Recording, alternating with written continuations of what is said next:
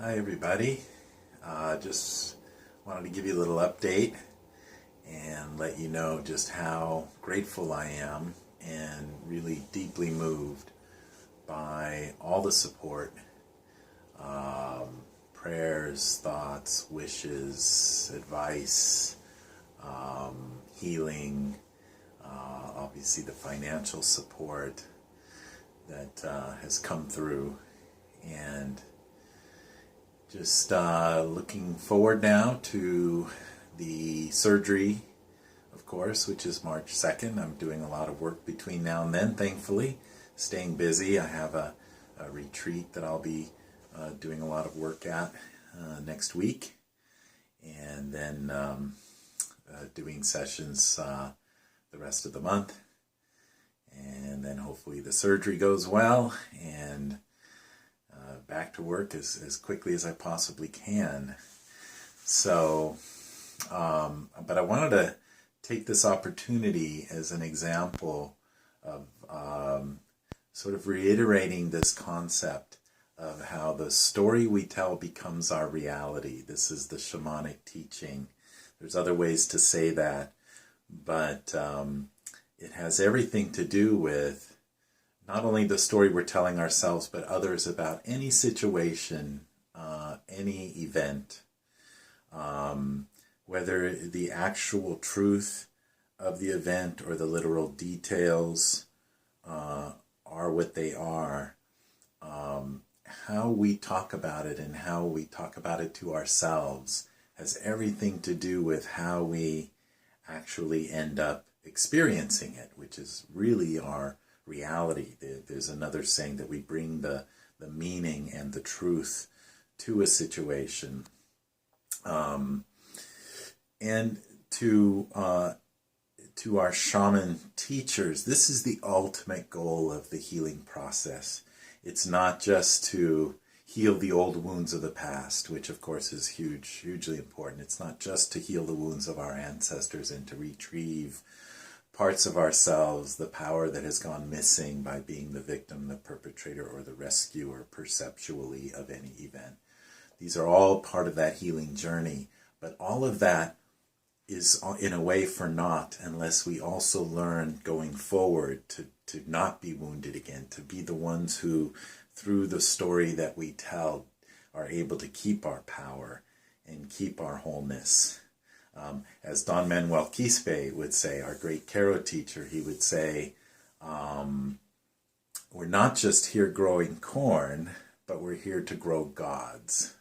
This is the shaman's task. What does he mean by gods? Well, he means by someone who simply is able to create their experience through the power of their perception and of the story they tell themselves. So just as an example, this upcoming surgery or this issue that I'm having, obviously with my head and all of the symptoms and so on that I've struggled with probably for my whole life. I have said a few times, and people comment on this, that, I'm looking at it as an adventure. Am I a little nervous? Sure. Am I nervous a little bit? Will I be the day of?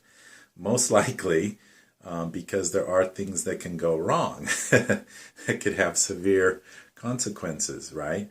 But, the idea is that that's not what the story I'm telling. The story I'm telling is that it's going to be a fascinating new experience to have my head cut open, it's actually this side, and have this work done and to go through that whole process. And that,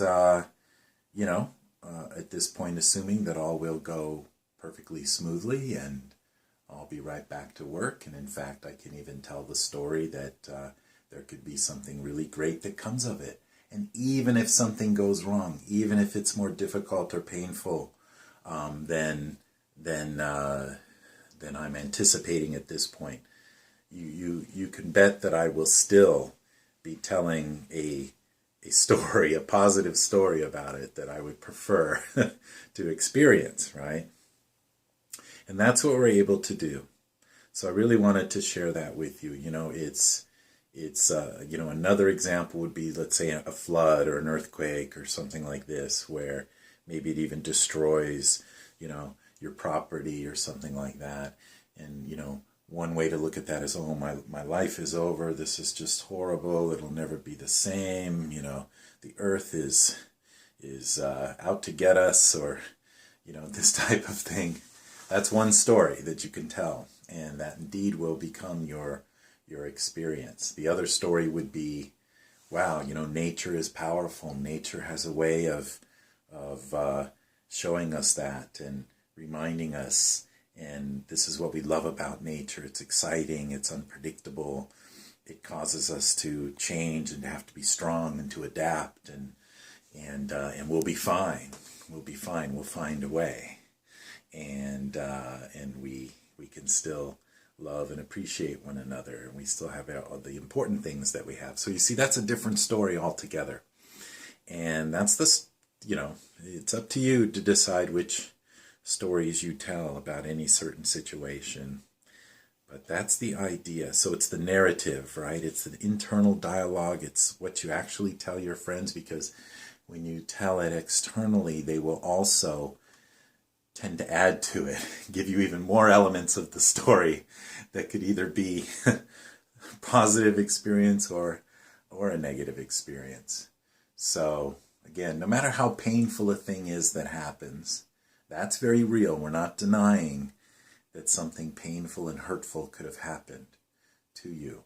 But what we want to do is, going forward, after having processed that and shed that energy, it's about what is it going forward that we want to continue to have it color our experience and potentially continue to create over and over that experience. That's entirely up to us.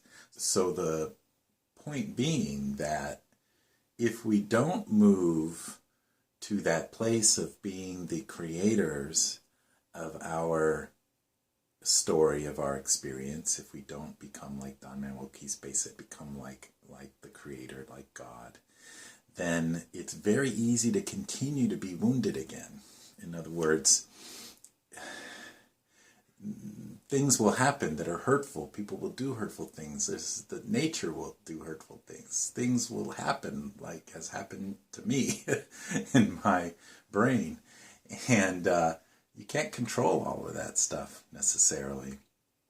You can only control that in that moment. Do you process? Do you cry, scream, yell, and let out that pain and let it go be mulched in the earth and then be over it? Let it go. I'm fine. Or do you fall into the victim mode again? Do you say, oh, life is horrible, it's unsafe, I'll never be the same? If you begin to tell that story, then that builds a wound again that later will have to be healed. So as my teacher Alberto would say, the south direction of the medicine wheel, we heal the big wounds. In the west, we heal the ancestral influences. In the north, we retrieve the parts of ourself where we gave our power away, where we were victim, perpetrator, or rescuer, stuck in that trap, and then become creators again, become the one who dream awake, who dream our world into being, which again is the same way of saying that the narrative, the story that I tell, how I continue to bring meaning and truth and process it in my head into others, becomes my reality.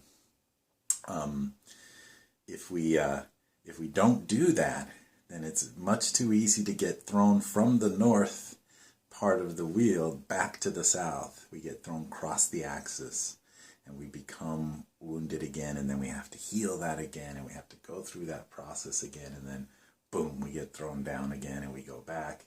So you really want to move beyond that. The whole point of the healing journey, the ultimate task of the shaman and of the person being healed, is to become the one who creates your experience, that tells the story the way you want to experience it. Viktor Frankl's another great example of that from the Holocaust. I would encourage you to study his story. He did exactly this. And there's so many other examples. But Anyway, so that's the ultimate teaching that I wanted to share with you. So that's why I try to make fun of situations like the one I'm in. I try to make light of it, humor, and recognize that no matter what, I'm okay. And so I want you to know that. I know that many people have expressed their own feelings about what I'm going through and how difficult it might be. And, in spite of the pain and in spite of everything that I'll be going through, I just want you to know that it's going to be ultimately a positive thing no matter what. All right, so thank you again very much for the continued support and love, and I can only hope that you receive it back 1,000-fold, and that I can continue after all of this is done to give my gifts to the world in the greatest way that I possibly can. And I'm just so grateful, and I feel so much love for you, and just gratitude for everything. So take care, and I will give you another update as soon as I have some more information. All right, thank you. Bye.